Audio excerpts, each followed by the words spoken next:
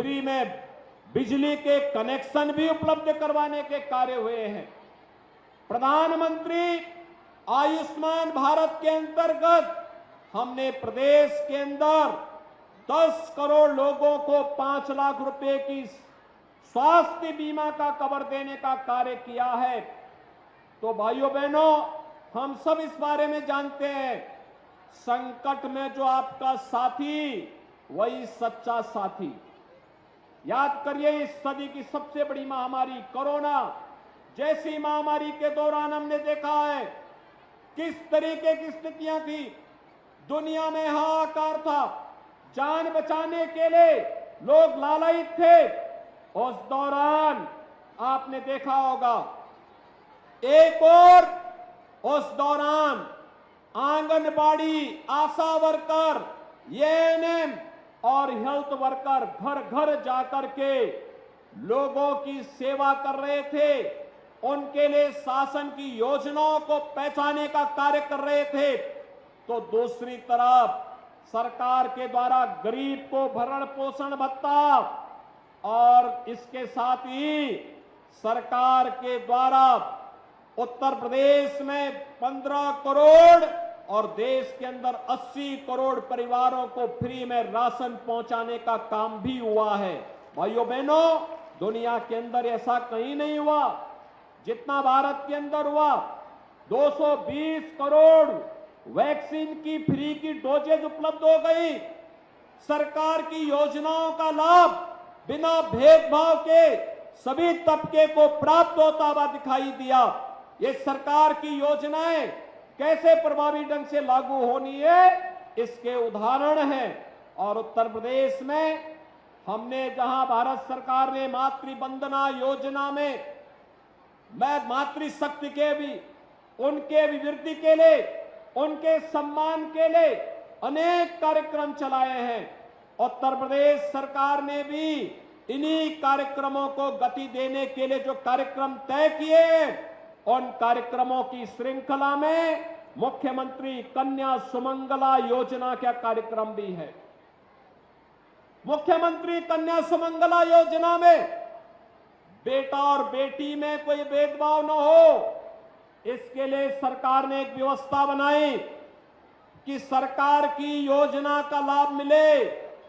इसके लिए 5 चरणों में 15,000 रुपए की राशि हम बेटी को शासन की तरफ से उपलब्ध करवाने का कार्य करते हैं, जन्म लेने से लेकर के स्नातक तक की पढ़ाई के लिए। अब तक ये 15,000 रुपया थी और भाइयों बहनों, अगले सत्र से हम इसको 25,000 रुपए करने जा रहे हैं। बेटी जन्म लेगी, 5,000 रुपए सीधे उसके अकाउंट में पहुंच जाएगा।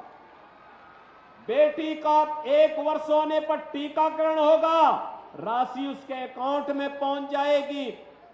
बेटी पहली क्लास में प्रवेश लेगी, अकाउंट में पैसा पहुंच जाएगा। बेटी 6ठी क्लास में जाएगी, पैसा अकाउंट में पहुंच जाएगा। बेटी 9वीं क्लास में जाएगी, पैसा अकाउंट में पहुंच जाएगा।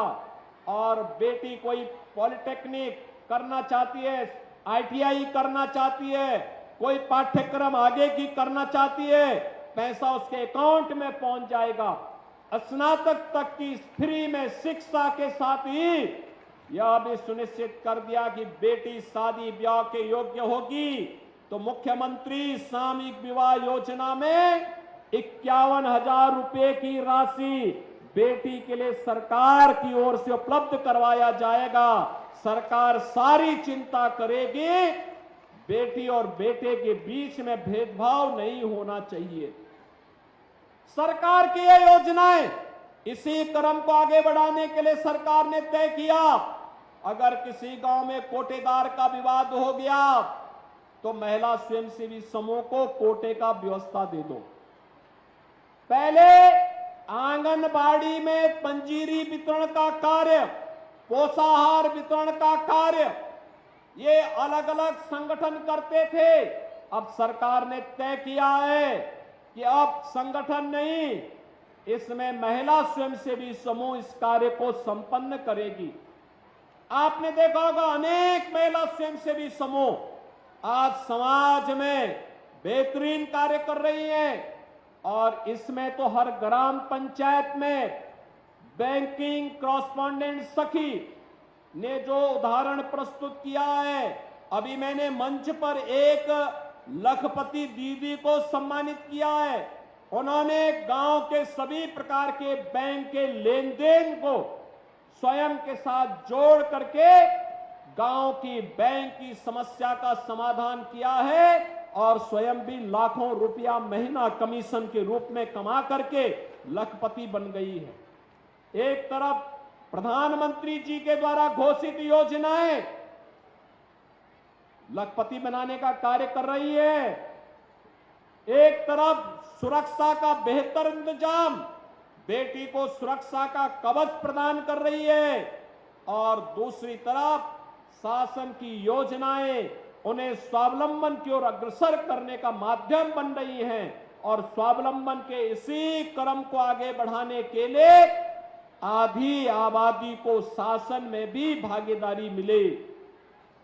इसी के लिए नारी शक्ति वंदन अधिनियम भी देश की संसद में प्रधानमंत्री मोदी जी की पहल पर आज पारित हो गया है और मुझे लगता है नवरात्रि से ज्यादा महत्वपूर्ण तिथि इन बहनों के अभिनंदन का दूसरा नहीं हो सकता था और उसी अभिनंदन के क्रम में आज मैं हाथरस में आकर के आप सबका हृदय से अभिनंदन करता हूं, आप सबका हृदय से अभिवादन करता हूं, आपका स्वागत करता हूं। शारदीय नवरात्रि की मैं आपको बधाई देता हूं और इस अवसर पर हाथरस वासियों ने यहां पर भारतीय जनता पार्टी के हमारे जनप्रतिनिधियों को चुनाव की जिता करके भेजा। उनके प्रयास से 177 करोड़ रुपए की परियोजनाओं की सौगात भी यहां पर हाथरस जनपद को प्राप्त हो रही है। इसकी बधाई मैं हाथरस जनपद के सभी नागरिकों को देता हूं।